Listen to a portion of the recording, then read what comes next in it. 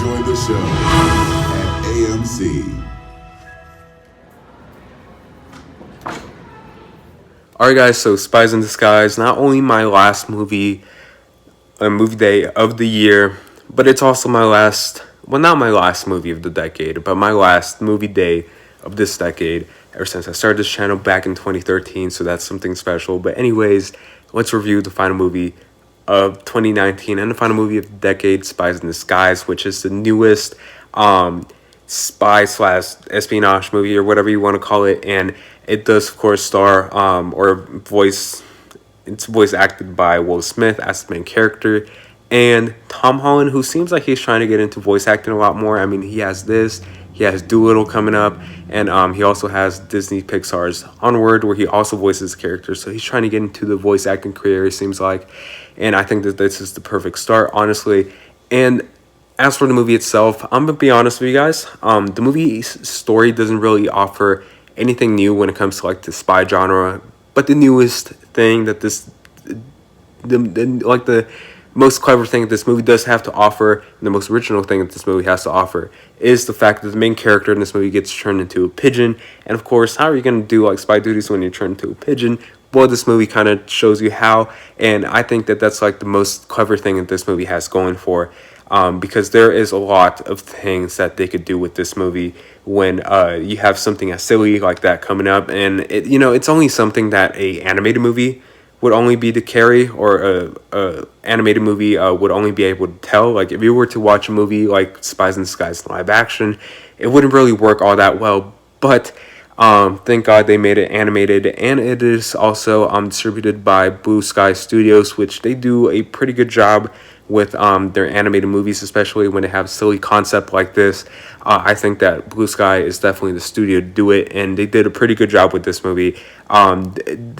There are a lot of jokes in this movie that are pretty clever due to, again, the main character being turned into a pigeon. And honestly, they do take advantage of the movie story and what the movie could do.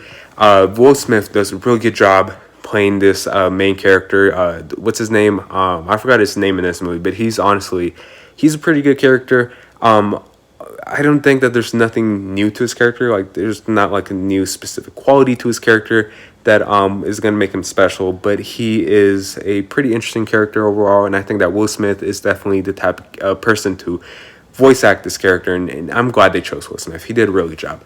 As for Tom Holland, again, Tom Holland's trying to get into like the voice acting career, and I think that this is definitely a character that is suited more for Tom Holland, like a more whimsical slash geeky expert, and this is the type of character that Tom Holland would play in real life in a movie. So I'm glad that they chose Tom Holland to voice act him in this movie, and he's honestly also a pretty good character. He has like his own character arc going on, which I kind of like. And honestly, the movie itself is just cute, like when it comes to like the bond and relationship between that's his name, Lance Sterling, the main character of this movie, and Tom Holland's character in this movie. Like there are some things in this movie like where basically it's kind of weird because it's like one of those movies where like both main characters are different in their own ways, but they still get along, and it's just one of those movies. Now, as for the movie's villain, the movie's villain is voiced by Ben Mendelsohn, which he always seems to play the villain for some reason, but he did a pretty good job. But I found that the villain was quite generic and weak, and there's just nothing memorable to his character as a villain that's going to make me remember about him in a few months. There's just nothing special about his character at all. Like he's just that generic villain in a spy movie, and nothing else, nothing less. He's just that generic, that forgettable. The movie's story, again, it's pretty clever. They do make some clever jokes and some funny jokes. Like there are some jokes in this movie just had me crying in my seat. Like that's how funny this movie actually. This is one of the funniest movies I've seen this year, and there are a lot of things in this movie that just like that could only be told in animation wise, and I think that they take advantage of this movie very well. Like the fact that the movie's animated, I think that they really take advantage of it, and they really play with the movie very well. Now the movie isn't perfect. Again, we do have some generic characters. The writing itself is also kind of generic. Again, they do throw in some clever things in the movie, but the writing could have been much better. I think that there's a lot of things in this movie that doesn't really quite work as much. The movie's animation is pretty good for what it is. Some people don't think it's all that good, but I like the animation. It's cartoonish, and I think for the style of this movie, it really makes sense. So I also did see this movie in 3D, and this movie was probably the best movie I've seen in 3D all year. The movie takes advantage of its 3D very well. There's a lot of scenes, a lot of depth, a lot of pop out scenes, and it's one of the best 3D movies you're going to watch for quite some time, it seems, since 3D movies don't seem to be all that good anymore. But this is one of the best 3D movies for sure. Anyways, the movie is definitely worth watching on a matinee. And with that being said, I'm going to give Spies in Disguise a B.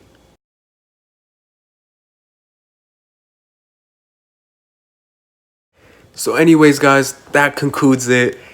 All the movie days of 2019. And I know I was gone for like a good 3 months from doing movie days reviews, and I never got to really review some of the movies I've seen in that 3 month or 2 month window that I've been gone. But it's been a crazy year, and nonetheless, it's been a crazy decade since I started my channel in 2013. I enjoy reviewing movies for you guys, so even though I don't think it's like my profession or anything, but I'm gonna keep on going strong for 2020.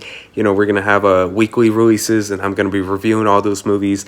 Hopefully, hopefully there's not another like 2 or 3 months where I just like disappear out of nowhere. But anyways, that's it for the decade. That's it for the year. It's been a nice year, nice decade. Yeah, a lot of movies have been really damn good this year. A lot of movies have been really bad this year. But nonetheless, I had a great 2019. I hope you guys all had a great 2019 as well. As I guess that concludes it.